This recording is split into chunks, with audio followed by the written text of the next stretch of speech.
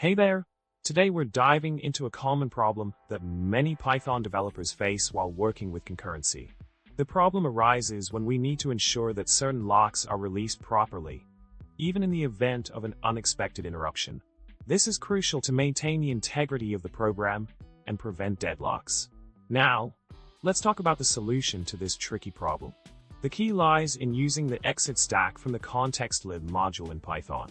By utilizing this tool, we can interleave context managers to safely manage the acquisition and release of locks. The provided code snippet demonstrates how to achieve this. To further enhance our handling of locks and ensure proper synchronization, we can nest multiple exit stacks as shown in the following example. This approach allows for a more intricate control flow while still guaranteeing the correct release of locks at the right points. In summary, by using the ExitStack context manager in Python, we can effectively manage locks and handle interruptions in a robust and reliable manner. This technique ensures that our program maintains the necessary synchronization and prevents any potential issues related to concurrency. Well, that's all for today.